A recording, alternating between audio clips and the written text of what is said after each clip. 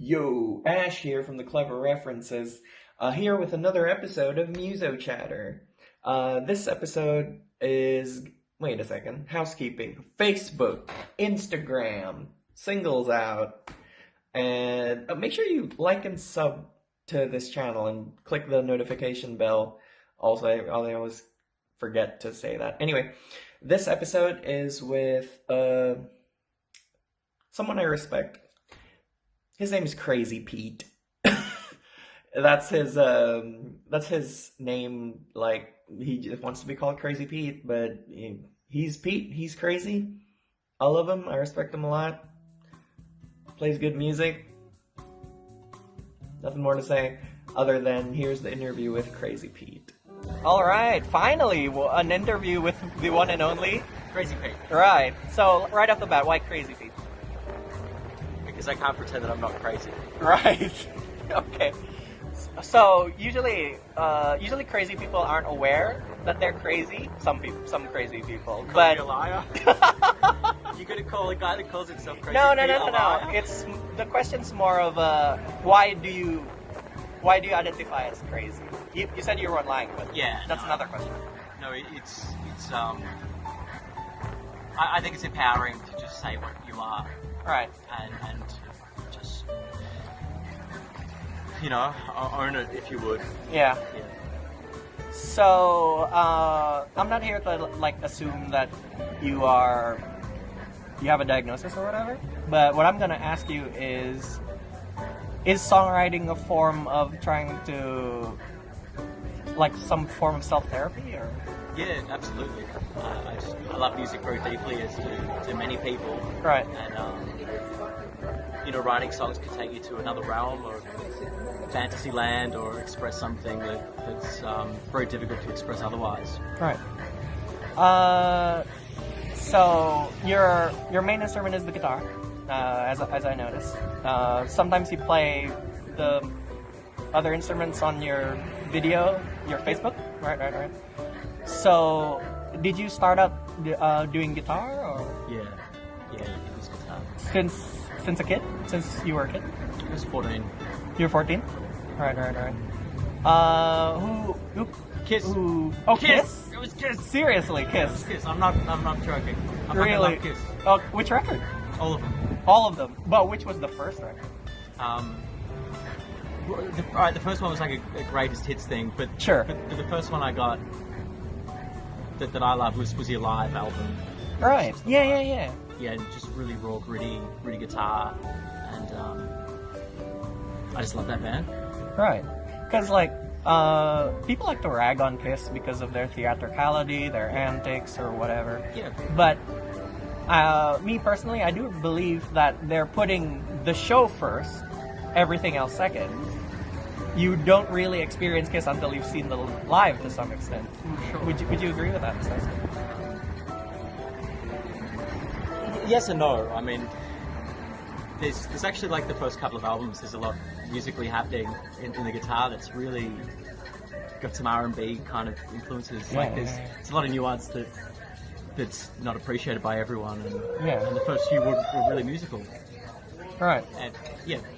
Because so my first impression of Kiss is obviously the makeup, Sure. the visuals and stuff like that. So when I hit them up on YouTube or whatever, I'm surprised. It's very soulful music. It's very R&B. It's very beat driven. It's not metal necessarily. Yeah, I agree. Right. I agree. Hard rock is that's what I call it. Right. So did Kiss as an influence you on the guitar? Because your current stuff is obviously very acoustic, very lyric driven. Not Kiss necessarily. No. But the glam rock is always there. Yeah? They might not know it in the audience, but it's there. It's there. Glam rock's there. Right. So would you say your current sound is a function of what you can play live, what you enjoy hearing yourself play, or was it by design? I think you can get a lot of sounds out of an acoustic guitar and a voice. Yeah. Really, really a lot. With a sense of imagination. And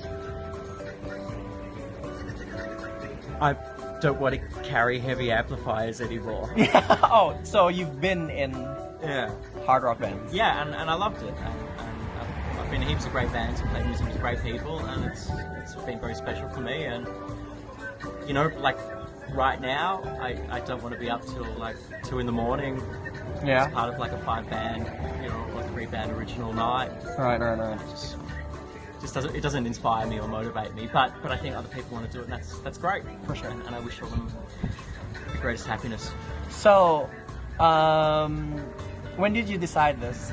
Like a couple of years ago, or is it recent? Yeah, I mean, I've got a chronic back issue, which is difficult to manage. So part of it's by necessity. So playing acoustic guitar, there's less weight on it. I play a Baby Taylor, which is like a 3/4 instrument, so I don't have to hunch that much. Yeah. And I play in DAD-GAD, you know, tuning to try and just break out of my comfort zone originally, because I played in standard for so long. Yeah. And felt like everything was, you know, like finger patterns and just muscle memory. And then going into a different tuning, and you know, it's just become much more oral. Right. And I don't think about it as much. I'm not as neurotic. I'm just a bit freer. Right. So, I was going to ask you about that actually. You're currently favoring 3/4 scale length acoustic guitar. Yeah, absolutely. Do you feel, is the sound different? Or is it just for like necessity? Yeah, look, I mean, I do it for necessity's sake. I'm just so glad I can play it all. Yeah. That's on a 3/4 length instrument. Right. And if it doesn't sound great and people don't like it, that's they could get fucked. You know? Okay. Yeah. So, one of your recent songs I really do enjoy is Under the Black Flag. Is that the full name of it? I think I just say Black Flag. You just say Black Flag? Black Flag. Right. So, recently I interviewed another pirate-themed act called Captain Justina. Yeah, she's Right. great. Yeah. Her and Mick are both fantastic. Yeah. And like, she liked the pirate imagery because it's very swashbucklery and very freeing for her. Yeah. Would you say the same themes appeal to you when you wrote Under the Black? Oh, sorry, Black Flag.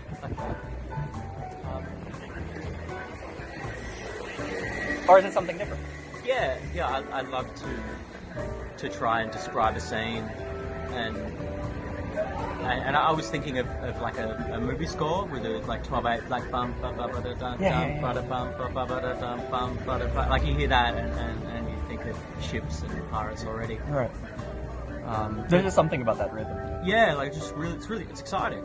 Right. So, you know, I think it's exciting, and I didn't write the rhythm existed. Yeah, obvious. You know, yeah, I'm not saying it's fine. I fucking created the rhythm, because that's not true.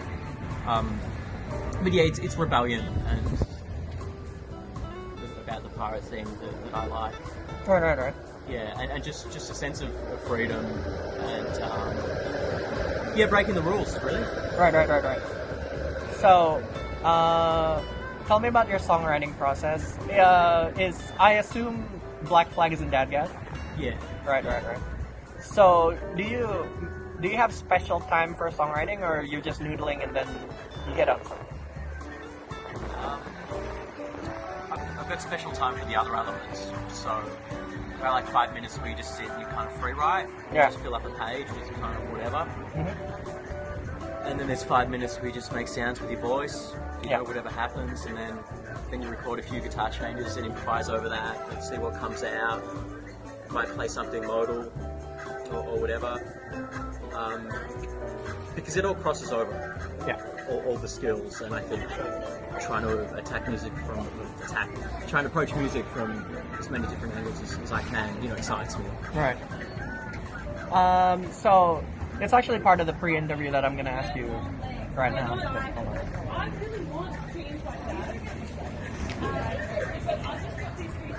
So I adore your songs, not only the Black Flag. We're talking about Black Flag because that's the song I'm going to show at the end. Thank you. But you don't seem to be interested in recording them at least in any kind of sort of official capacity, you know, sometimes bands they would say like, yeah, we're working on the single, we're recording, and then we're like doing stuff like that, and you don't seem to have that. Yeah. I just don't hear about a lot of people wanting to pay for music, you know, period, Right. in any way. And I don't hate to be old and cynical and jaded and whatever, but it's certainly financially speaking, there doesn't seem to be that much incentive. And yeah, I think it's sort of time and place right now. I think I'm getting a few themes together, and the music is sort of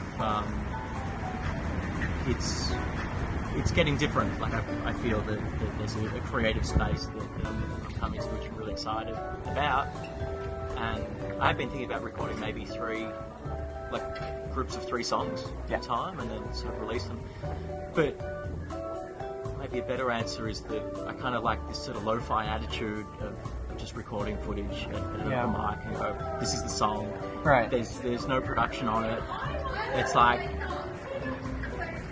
you know, if I'm out of tune, I'm out of tune. Do you know what I mean? It's like Right. big deal. And So it's an honest representation of, I'm gonna ask you that again later. yeah. So you were saying about recording the songs as is. Yeah, more or less. I do love power metal though, Yeah, with all the instruments. because Over the power topness. like something like power metal couldn't exist without production. Oh, I agree, totally. Yeah, Totally, yeah. 'cause So, part of it is getting that otherworldly sound where it's everything's transient or whatever. yeah, and I guess what I'm just trying to do is, Hey, yeah, yeah. What's up? is there some, Okay.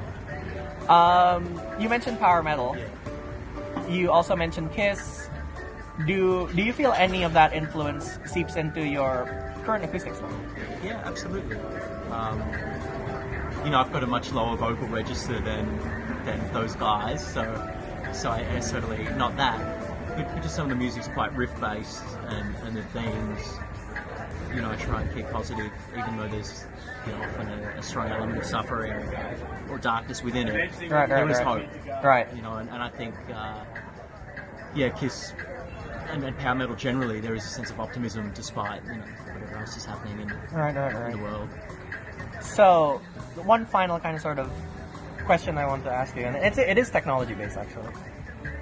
So there has been like a certain movement moving forward to make electric guitars lighter, to make the kind of sort of getting the tone simpler. Like there are devices, expensive today, maybe not tomorrow, that would give you essentially a tone in a box Yeah. or whatever. You know, like something like the Line Helix X Stomp gives you all the sounds of every amp of every something insane like that. Yeah.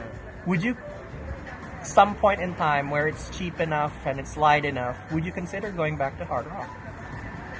Yeah. And the guitars are light enough because that's one of the other things that they're trying to do.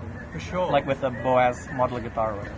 Sure, it's very possible. I've got it's kind I don't know if you call it a preamp, but it is like a amp simulator thing. Yeah. The guy from Steel Panther, he's a great guitar player. Yeah, He yeah, uses one. Satchel, right? Satchel, Yeah, yeah. yeah. It's got some silly name, you know. I guess it's great, but It's the something. yeah, it's I wouldn't feel comfortable repeating. Sure, it, it's you know. fine. Yeah, same. But yeah, that's something I'd use. But with an acoustic guitar, it would probably feed back a lot. So For sure. Have you tried using pedals with your acoustic guitar actually? no, it's too many variables, and Right, especially right. playing live. Like I don't like to be that out of control. All right. Thank you very much for this interview, Pete. Where can people find you online? Like if they want to see these Just crazy. representations of the song. Yeah, CRAZYPETE on Facebook is the place. Or somewhere else, SoundCloud. No? The one, it's all in the one place. It's all in the one place. Crazy Pete. Oh, sorry. Facebook.com. Crazy Pete, I guess. It's got to be. Right. Thank you very much. Thank you very much. All right. Hope you enjoyed the interview with Crazy Pete. Here is him with the song that I really enjoy, Under the Black Flag.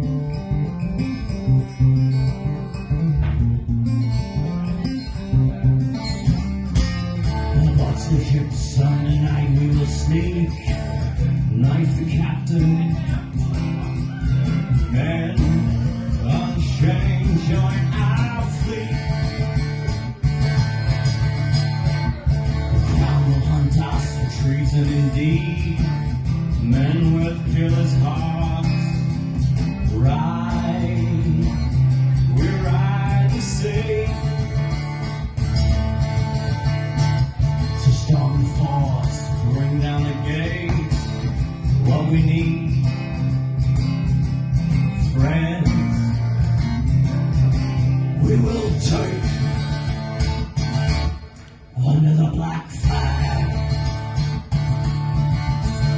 we stay.